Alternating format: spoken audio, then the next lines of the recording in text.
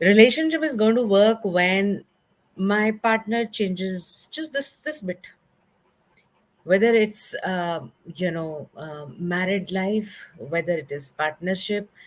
Every time you think that everything about your partner is good, provided this little bit changes, right? So when this little bit changes, then the relationship is going to be fine, then the life is going to be fine. But the problem is that little bit is not that little bit, because once suppose that little bit changes, then more comes, right? So that little bit is never a little bit. That's one reason why it doesn't change. Another reason why your spouse is not changing is because there is no reward to that change. And where is this concept of reward coming from? This concept of reward is coming from our old conditioning. See, when we were in schools and we got less marks, right? The teacher or the our parents would point out that this is where you went wrong. This is where you need to work on. In parent teachers meetings, you would have heard teachers telling you that you need to work more towards xyz, more towards handwriting, improve your subtraction, addition skills in maths, etc. Right?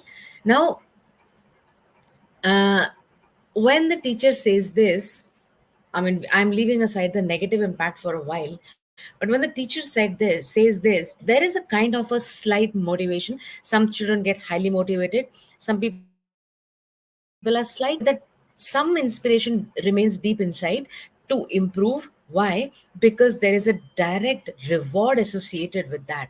So if the child is performing better now, the reward is that this child is going to get more marks. That is a reward. This child is going to get appreciation from the teacher. That's a reward. And the student is going to get appreciation from parents. That's a reward. So at that point in time, there is a reward associated with that change. Therefore, and that is how we get conditioned that change will equal reward. Now when it comes to relationship, our mind has got conditioned, and we think that any change we bring about, there is going to be a reward for that. Okay, but actually there is no reward that you end up getting. Take your own example. Your partner wanted you to bring about some changes. It could be anything. Say for instance, you have put on a lot of weight, and your partner tells you that, my god, how much do you eat? Can't you control on eating? Or you are stepping out, and every time you step out you see that your partner's shoes are very dirty, and you point out, I mean, don't you polish your shoes? You're wearing good clothes, and look at the shoes you wear. Or you might point out, look at your nails, they are always dirty. Now if your suppose your spouse has tried telling you these things, is it that you never knew about it? You know it. So for instance, you know that you got to keep your nails clean, you know that you got to have a very nice proper footwear, you know that you got to lose that weight, and you are overeating, you are overweight, you know all of it. When the spouse is pointing it out, what happens? When the spouse points out, you feel humiliated, you feel that you're not good for anything, you feel worthless, your self esteem gets a hit. This is happening at a deeper level. And when this is what you are experiencing, would you want to change? No. In fact, you will want to rebel. The more you get this kind of a feedback, the more the mind and body rebels, even though you know that this kind of a change is going to be beneficial to you. Okay, not to anybody else, but you will benefit. But then there is this ego inside, and it rebels saying, I will not do it. So, if you take your own example, even if you tried changing to the level where your partner wanted you to change, did you even get one bit of acknowledgement, one bit of appreciation for that change?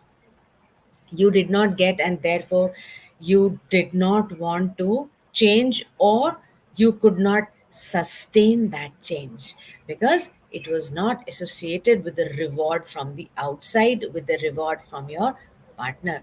Similarly, when you are telling your partner that, what kind of content, are you consuming? You're consuming, such adult content all the time.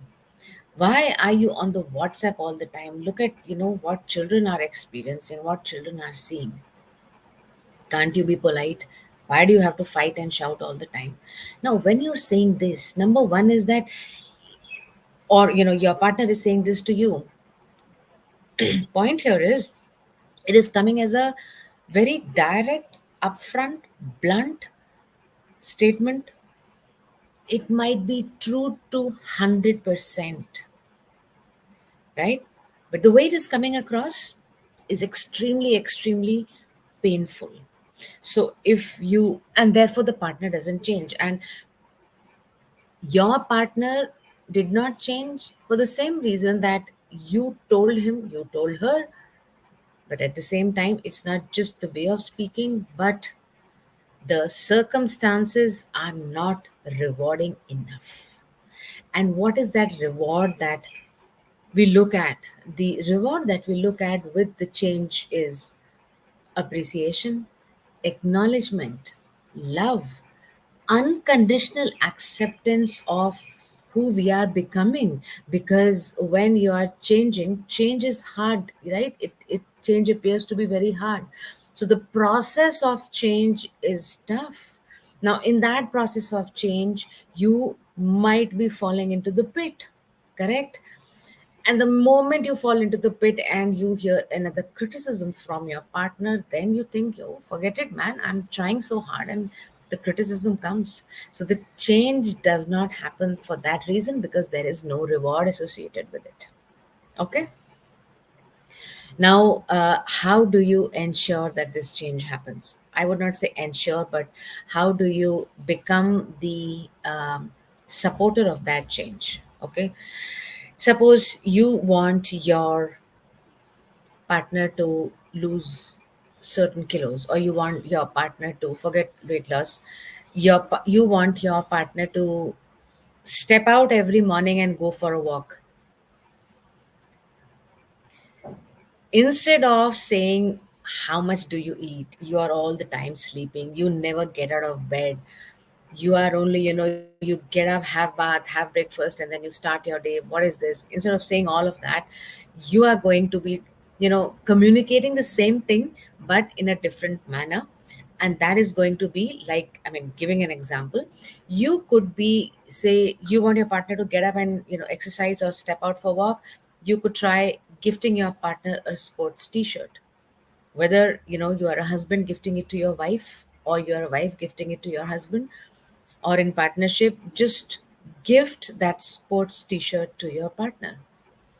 If you're married, you could be, take out one of those old pictures on the, or maybe, when you got married, just look at that picture and show it to your partner that I really love this picture because that day you were looking so nice. Take up some other picture and say, I like this outfit of yours, you looked so good in this outfit. That's all you need to say. That is enough, because that's now getting into the subconscious mind. So you have communicated your message, and the other person's has received it in through the subconscious mind. Because mind you, the 95% of our behavior is governed by our subconscious. So if it has gone into the subconscious mind, the chances are that is going to happen.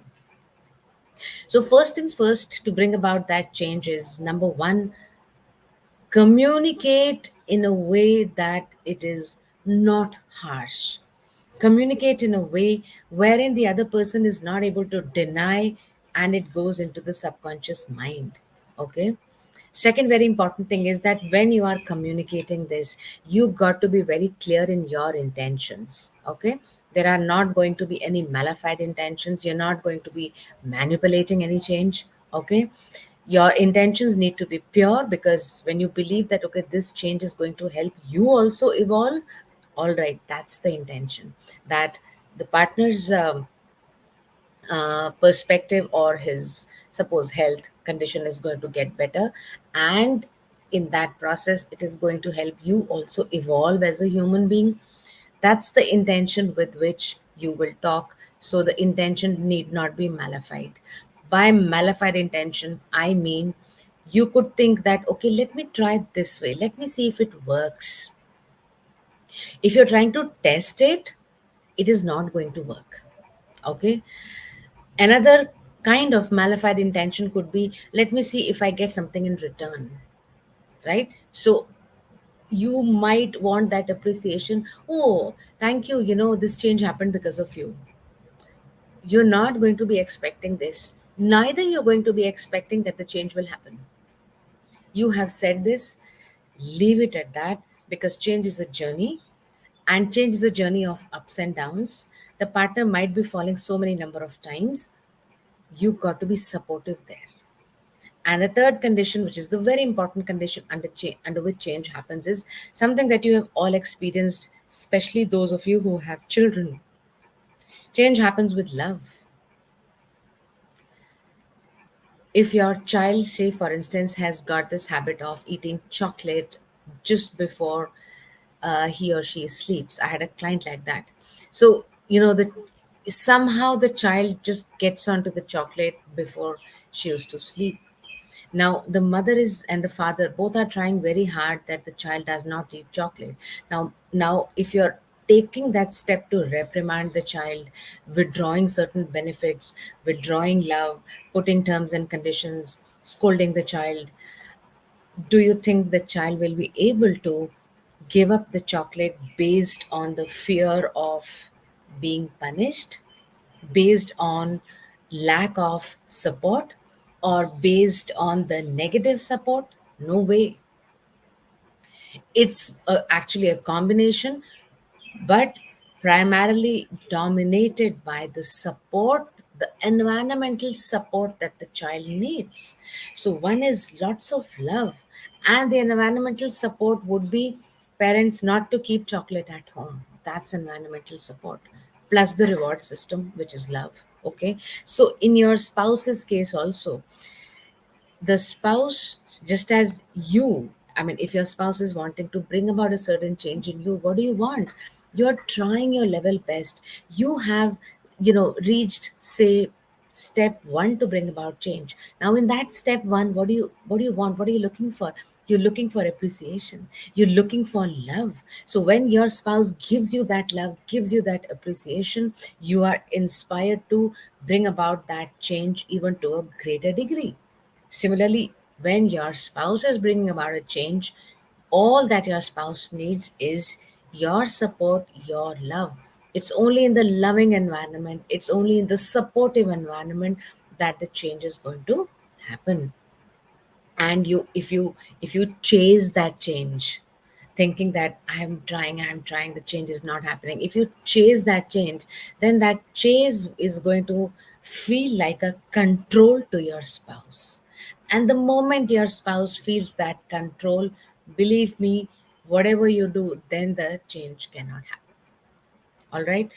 This is, say, I would say, a surface level. You can try. It will work.